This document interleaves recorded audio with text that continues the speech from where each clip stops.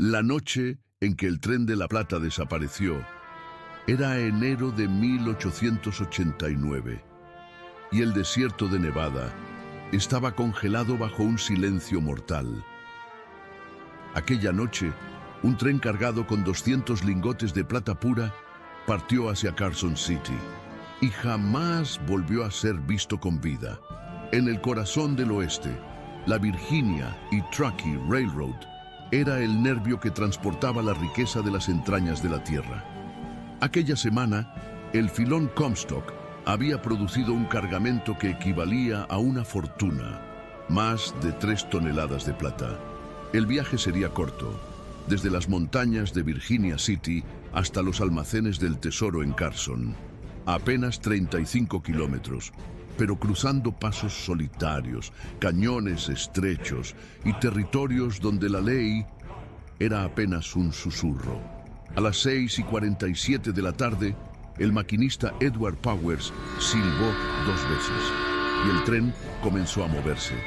La ventisca ya azotaba con furia. Los faroles delanteros apenas iluminaban unos metros de vía. En el último vagón, 2 guardias armados vigilaban el cargamento mientras el viento silbaba, como un lobo hambriento. El convoy debía llegar a las 11 en punto, pero cuando el reloj marcó la medianoche, Carson City estaba en silencio. Ni un solo eco de locomotora rompía la noche. Al amanecer, un grupo de buscadores de oro divisó la silueta del tren. Estaba detenido en un claro llamado American Flat. La locomotora estaba fría, los vagones abiertos y vacíos.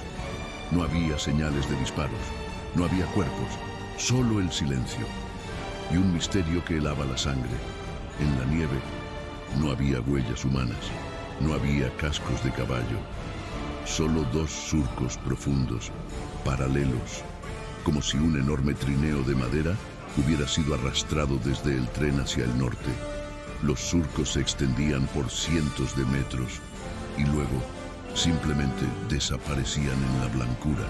El sheriff William Duncan encabezó la investigación, interrogó a mineros, rastreadores, granjeros, pero nadie había visto nada, nadie había oído nada. La plata había desaparecido del mapa. Algunos creían que fue obra de bandidos expertos que usaron un trineo tirado por mulas para no dejar rastros, pero eso no explicaba cómo hicieron desaparecer a toda la tripulación. Otros tenían otra versión, una más oscura. Hablaban de la diligencia fantasma, un carruaje espectral que aparecía en noches de tormenta para reclamar riquezas robadas a la tierra.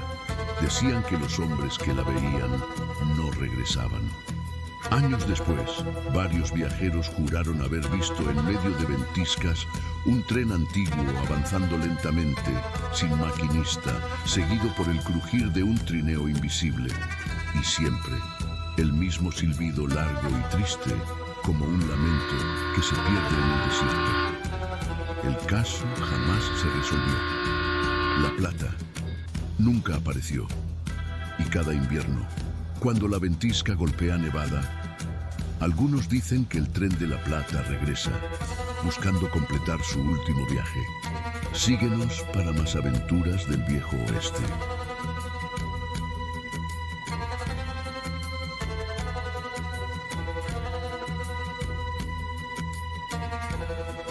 Amanecer en Kansas, 1890. En el corazón del viejo oeste, en un tiempo donde la ley viajaba a caballo y la justicia se decidía en segundos, surgió una banda de forajidos que parecía invencible. Eran rápidos con el revólver, astutos en el plan y despiadados en la huida. Los llamaban la Banda Dalton. Pero el 5 de octubre de 1892, en la pequeña ciudad de Coffeyville, Kansas, la historia de los Dalton encontraría su último capítulo, uno escrito con pólvora y sangre. ¿Quiénes eran los Dalton? Bob, Grat y Emmett Dalton, antiguos ayudantes de alguacil que, como tantos otros en la frontera, cruzaron la línea hacia la vida criminal. Primero robaron trenes, luego bancos. Su fama creció tanto que se decía que eran herederos del estilo de Jesse James. Y para demostrarlo, idearon un golpe sin precedentes: robar 2 bancos al mismo tiempo, en pleno día y en la misma ciudad. El plan: Coffeyville era un pueblo tranquilo pero próspero. Tenía 2 bancos principales, el First National Bank y el Condom Bank, uno frente al otro, separados por una calle polvorienta. El plan era simple y audaz: asaltar ambos bancos simultáneamente, llenar las alforjas con efectivo y huir antes de que la ley reaccionara. El día del asalto, 5 jinetes entrando al pueblo con sombreros bajos. Aquella mañana de octubre, los Dalton y 3 cómplices entraron a Coffeyville disfrazados con chaquetas largas y sombreros viejos. Amarraron sus caballos en un callejón y se dividieron en 2 grupos. Bob y Emmett entraron al First National, Grat y los demás al Condom Bank.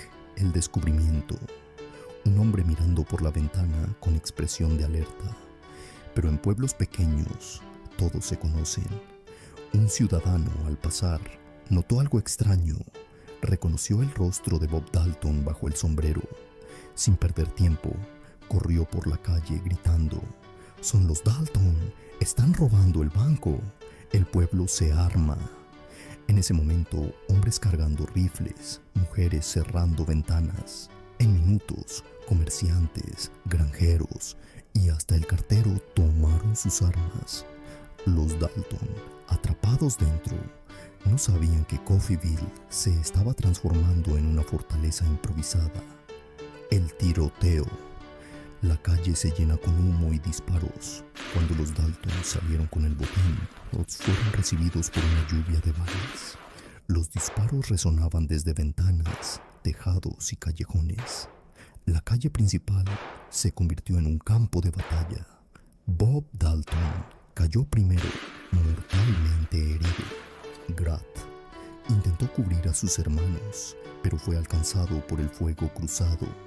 Emmett recibió más de 20 balazos. Increíblemente, sobrevivió.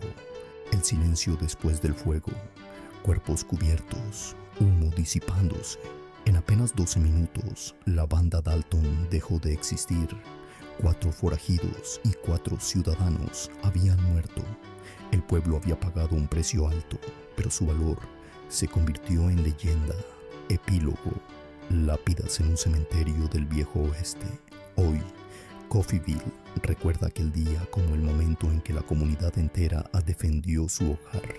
Una historia que demuestra que, en la frontera, la justicia podía estar en manos de cualquiera, siempre que tuviera el valor de empuñar un arma. Y así terminó la leyenda de la banda Dalton, no con un juicio, sino con el eco de los disparos en una mañana de octubre.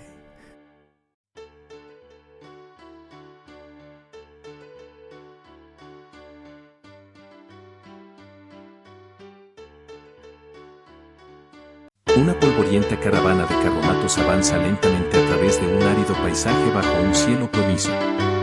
Familias exhaustas viajan con sus escasas pertenencias, sus rostros reflejan la determinación y la incertidumbre de quienes buscan una nueva vida en las vastas tierras del oeste. Un hombre a caballo lidera la marcha, su mirada fija en el horizonte lejano, donde las promesas de un futuro mejor se entrelazan con los peligros de lo desconocido. La caravana se desvanece en la distancia, dejando tras de sí una estela de polvo. El sol comienza a descender, tiñendo el cielo de tonos anaranjados y rojizos. Un jinete solitario, silueteado contra el brillante disco solar poniente, cabalga a través del mismo paisaje ahora bañado por la luz crepuscular. Su figura solitaria enfatiza la inmensidad del territorio y la independencia del individuo en este mundo fronterizo. La sombra alargada del jinete y su montura se proyecta sobre la tierra reseca mientras continúa su viaje hacia un destino incierto. El jinete desaparece tras una loma. La noche comienza a caer, y en la distancia, el sonido de un silbato de tren atraviesa el silencio. Al amanecer, 2 figuras a caballo observan el paso de un imponente tren de vapor que cruza la llanura. Los hombres, vestidos con atuendos de vaqueros y portando rifles, parecen contemplar con mezcla de asombro y desconfianza este símbolo del avance tecnológico que irrumpe en su mundo. El tren representa la llegada del progreso, pero también la posible amenaza a su forma de vida. El tren se aleja, dejando una columna de humo en el cielo. Uno de los vaqueros desmonta y encuentra un viejo periódico con un borroso cartel adherido. Un primer plano revela el desgastado cartel de Se Busca. El rostro de un hombre de aspecto duro, con un sombrero y una mirada desafiante, está impreso en el papel amarillento. La recompensa ofrecida sugiere que este individuo es un forajido peligroso, una señal de que la ley lucha por imponerse en este territorio fronterizo. La cámara recorre lentamente la calle principal de un pueblo fantasma. Edificios de madera desvencijados se alzan en silencio. Ventanas rotas y puertas colgando son testigos de un pasado bullicioso ahora reducido a polvo y olvido. Un viento fantasmal levanta remolinos de arena y la atmósfera está cargada de una sensación de abandono y misterio. Este pudo haber sido un lugar próspero en su momento, pero ahora solo quedan los espectros de su antigua gloria. Dos figuras solitarias se encuentran en el centro de la polvorienta calle principal del mismo pueblo, ahora aparentemente revivido por este tenso enfrentamiento. Sus manos se ciernen sobre las empuñaduras de sus revólveres, sus miradas fijas y cargadas de hostilidad. La tensión en el aire es palpable, cada hombre esperando el movimiento del otro en este clásico duelo del oeste. La escena se amplía para revelar una multitud de hombres armados que rodean a un individuo solitario en una calle diferente, pero con una arquitectura similar. La tensión es mucho mayor aquí, con un hombre aparentemente acorralado y enfrentándose a un grupo hostil. Sus rostros reflejan una mezcla de determinación y desesperación ante la abrumadora superioridad numérica de sus adversarios.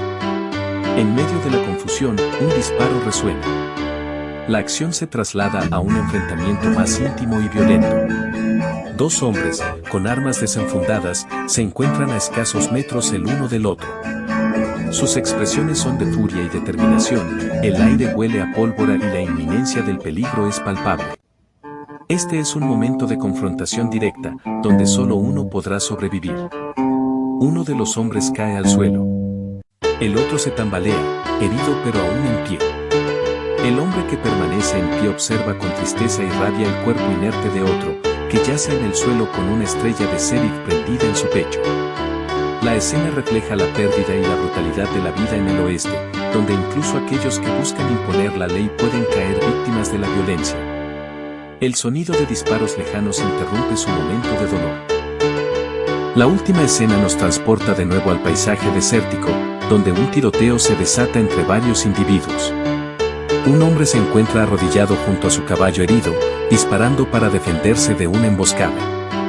El polvo y el humo de los disparos llenan el aire mientras la lucha por la supervivencia continúa en este implacable y salvaje oeste.